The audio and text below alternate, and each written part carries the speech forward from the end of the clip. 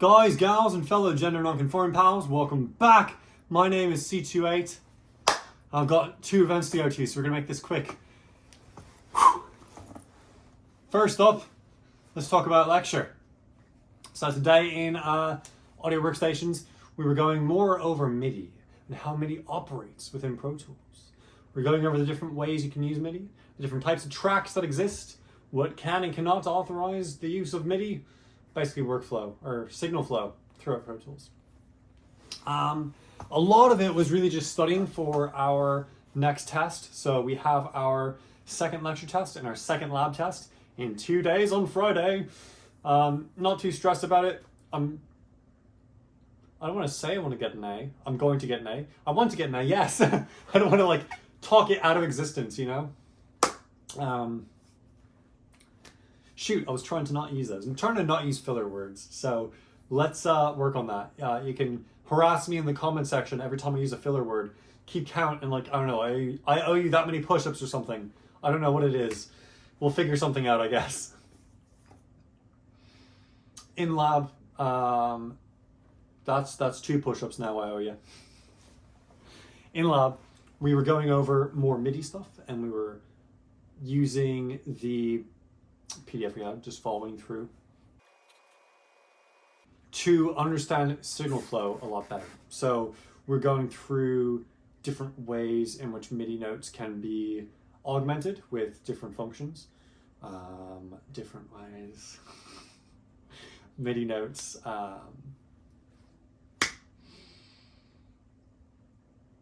We're not going to count anymore, you know what? We're not going to count. This one doesn't count. It does. It totally does. Just keep counting. I'm going to gloss over it every time I use a filler word, but in future, seriously, I don't want to use filler words because it makes you sound like you don't know what you're talking about. And I do know what I'm talking about. I just don't know the right words to phrase it with, if that makes sense. And that is why I do not want to use filler words anymore, but I am using them anyway because it's part of my dialect, which sucks. It should not be. It should not be part of my dialect. In lab, we are going over these functions, signal flow within Pro Tools. We used aux tracks, we used instrument tracks, we used MIDI tracks, we used audio tracks to route signal throughout Pro Tools, to really understand what is it these things are doing. We even went to the point where we had to undo some of the routing we did to go about it in a really roundabout way, to really show this is what is happening behind the scenes. An example of that, during the lab, we had to route MIDI information to an auxiliary track, which had an instrument inside of it. And that instrument would then send the instrument audio, after it receives the MIDI from the MIDI track, to an audio track. So that audio track then puts the audio out once it is input monitored or record enabled, and then records through those things. But we added an extra step. Instead of just routing it directly to a bus that we know is associated with that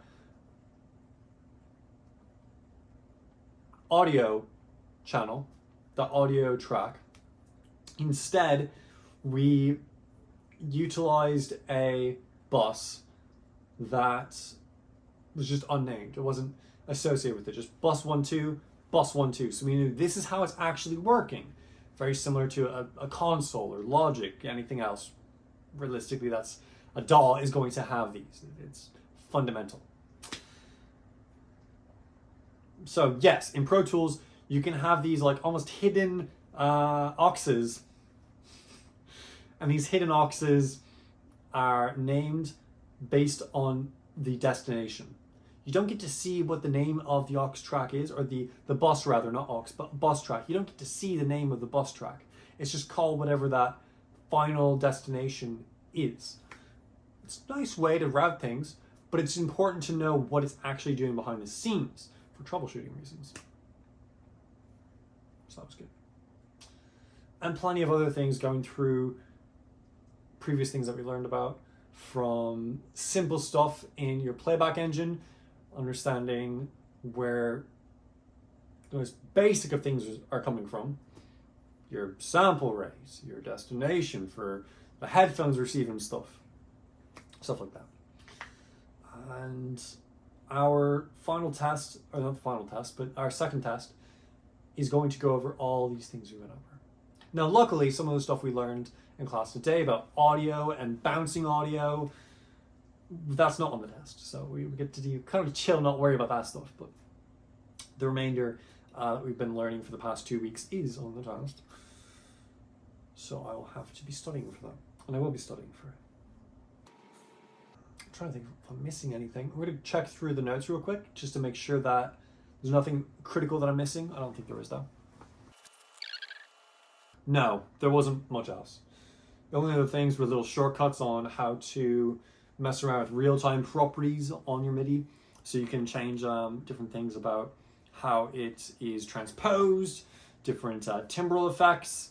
If you have polyphonic instrument, changing the MIDI channels and whatnot, your aftertouch, all these little MIDI controls, and just workflow stuff.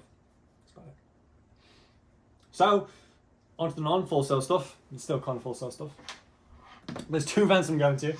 One of my mates, 2 of my mates, maybe 3 of my mates, at least 2 of my mates are doing a little bit of a DJ gig, which I'm going to. So that'll be fun, going there and supporting them. So, you know, I'll have to edit this quick because I'm already late. And I also have an open mic that I'm going to, where I'm going to bring Liz, and Liz and I are going to make some beautiful music together and show people the wonders of modular synthesis. Yeah. Future me, you're going to hate me for this, but I want you to put in a modular synthesis banner. I know we're short on time. Screw you too. That was rude. But anyway, that's realistically it. Lost Melodies on the Timbers Volume 2. I am lazy. I'm not working on a lot of it because I've got studying to do, people to meet, and just kind of chilling and enjoying my time off, to be completely honest with you. But there was an opportunity that popped up. I forget what it's called. It starts with an A. But opportunity opened up where students from Full Sail can now go to the Mix Palace to mix their stuff. You just pass a quick little test exam. Do you know how to normalize stuff? Do you know how to zero stuff? Okay, cool. And then you get to use the room. They got 4-hour sessions. They got 1-hour sessions. They got 8-hour sessions. And I can mix my stuff in a proper mix area. So I think I'm going to mix all the songs in Lost Melodies and the Timbers Volume 2 in the Mix Palace. That's a lie, I'm definitely not. I'm going to mix some of it here, most of it here. But I'll mix at least 1 or 2 songs in the Mix Palace. That's fun. That does it for this vlog. If you have any questions or comments or ideas for future videos, please leave them in the comment section below. I will get back to them, and I'll post your comments on the sides or in my face. Take care of yourselves. God be with you, YouTube, and goodbye.